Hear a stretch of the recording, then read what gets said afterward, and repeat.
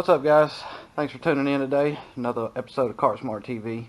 We are going to be working on EZGO, and we have been getting several phone calls about how do I get my engine out of my golf cart so that either I can rebuild it or you guys can send it to us and we can rebuild it for you.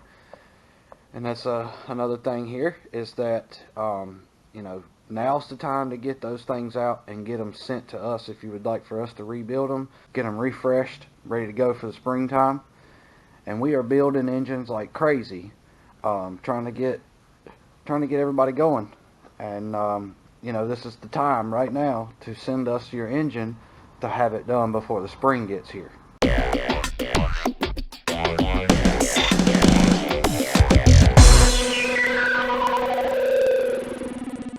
First thing I do right off the bat is I remove our drive belt. Pretty simple. You just roll it off the clutch and then it'll fall off of the front clutch. Get it out of your way. I remove the airbox lid because there are two bolts and two nuts inside of here that you got to take loose, and then there's two screws on this side. That's all 10mm there.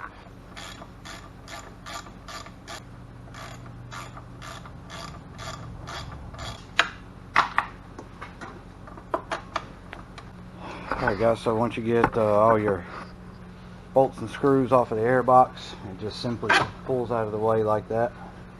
Your choke cable goes in behind this. You got to drill this out of the way. That way you can get to the screw that the cable is held to the carburetor by.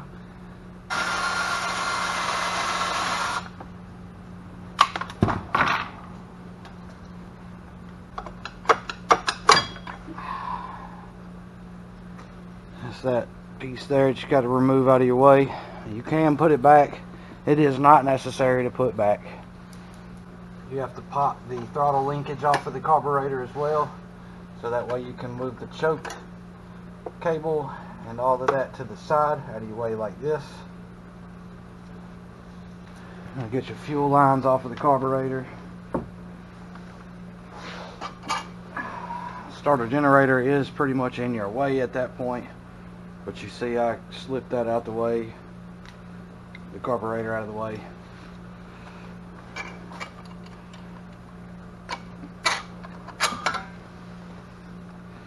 Next thing's going to be your vacuum hose from the engine block to the fuel pump. Got to get it off the engine.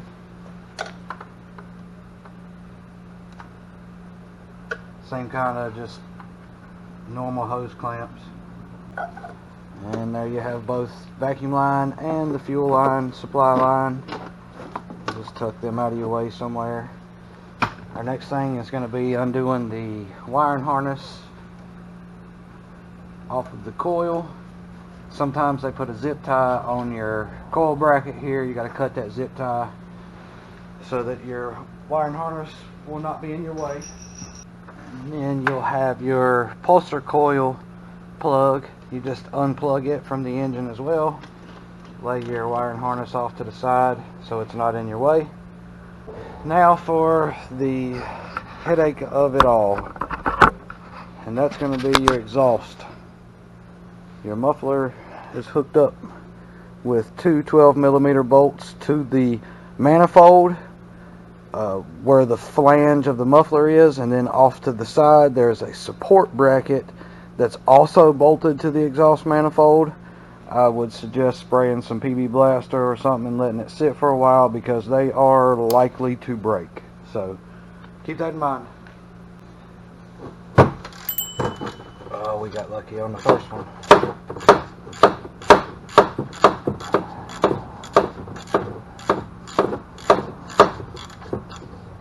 Support bracket bolts we're going to try to get off. Very nice. I did spray these beforehand too, so that should have helped a lot. Sometimes there's two bolts in that support bracket. Sometimes there's not. Thankfully all those came out nicely. That's not always the case though, guys. Just keep that in mind. keep reminding yourself that when it comes to the exhaust, you may break a bolt getting it off. And also you have the 4 bolts that's in the manifold too, so once you get this out, be very mindful when you pull this manifold off, because you may break manifold into the head, manifold bolt, and that's always a pain to get out. At this point, I'm going to take and just push the muffler back. I'm not going to remove it from the cart, because generally they give you enough room to worry about other stuff when you push it back. You can see how I've gotten the muffler pushed back away from the engine, and so that's about as far as you're going to get out of that without actually completely removing it, which you do not have to do here. The only other fight is to get the 2 motor mount bolts that are back here behind the engine, one on the right side, one on the left side. That's going to be the only other hard part to get out, but it's not that bad. So at this point, I'm going to move to down here is your starter generator adjustment belt nut, and so we're going to take a 15 mil and break these nuts loose and give us some slack so we can roll our starter generator belt off. This is going to be in your way regardless of what you do, so just play around it. Same thing with the starter generator belt, you just roll it off the pulleys and off it will come. Okay guys, so most of the time the starter generator has a ground strap that runs from the starter generator, sort of see it right there, runs from the starter generator to the engine block, and generally you're going to pull it off of the engine block, which should be on one of the side cover bolts possibly. Generally they actually bolt to the coil bracket right here at the bottom of the coil bracket. Now that I've gotten that ground strap off, I'll try to get a little bit better. There it is. And so this goes from the starter generator to the engine block. It's supposed to. Alright guys, so we are down to the last 8 bolts that hold this thing into the golf cart. And that are going to be the 4 that are on the bottom where your skid pan is. You got to get those out of the way. And then you'll have 2 on the front side of your engine mount and 2 on the back side of the rear engine mount. So we're going to get this thing jacked up so we can get enough room to get under there and get the bolts out of the skid pan.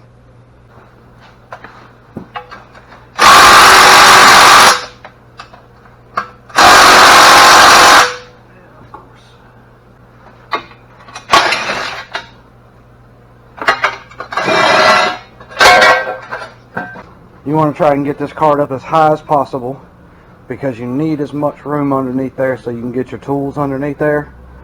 And just to be mindful of the skid pan, I mean it's a little bit heavy, especially when you're laying under the golf cart, but you can see your 4 bolt holes there. Pull those bolts out, this thing falls on the floor, so just be mindful of that. And then, as I said, there's only 4 bolts left now. Alright, so right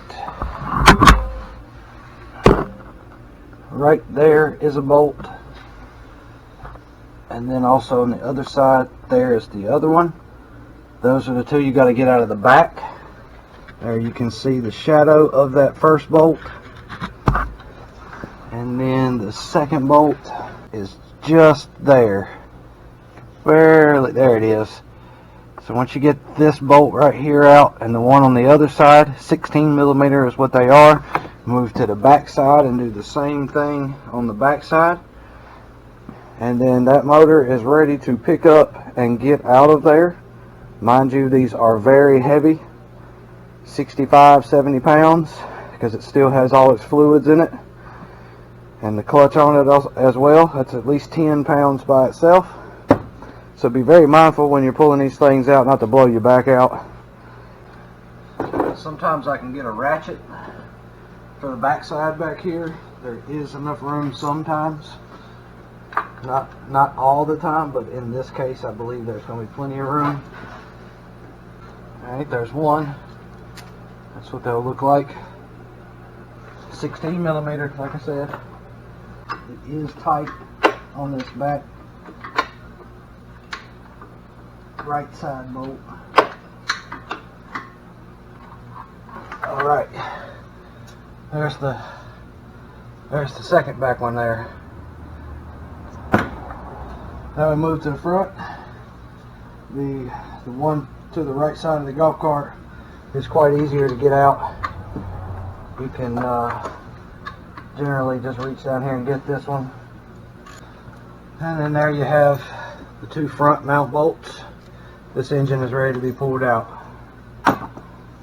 So I grabbed the carb studs in the front, and I grabbed the manifold. This thing has to tilt. The fan shroud is going to tilt towards you, up towards you, so that way it can slip out from underneath your throttle cable here. And we're just going to lift. Of course, your choke cable is going to get you hung up. And there it is. Out we come. And as you can see, we have a big hole there now. And the engine is sitting on the bench, ready to be broke down. And guys, I hope that helps you understand a little more about how to get these things out of your golf cart, so it makes it a little bit easier for you to DIY an engine rebuild. It's not really that hard. It's just a lot of tight spaces, and with tight bolts it can make it even tighter. So, you know, just keep that in mind when you're working on this. As always, if you got any questions about what you're seeing here, please feel free to reach out to us, comment on the channel. Our telephone number to the businesses on the channel, I believe, also should be in the descriptions there in the bottom. Pretty straightforward. Like I said, if you need any help, please feel free to reach out to us. We'll do everything we can to help you get these things out so that you can have them rebuilt. Don't forget to like, comment, and subscribe, guys. Please hit that subscribe button. Most of you are watching, but most of you are not subscribed. Hit that subscribe button. There's plenty of videos that I'm sure you haven't seen yet that may benefit you and what you need for your golf cart. QR code at the bottom of the screen takes you to our website so you can see or get any of the parts that I use to fix these golf carts with. As always, guys, God bless you all. Have a great day.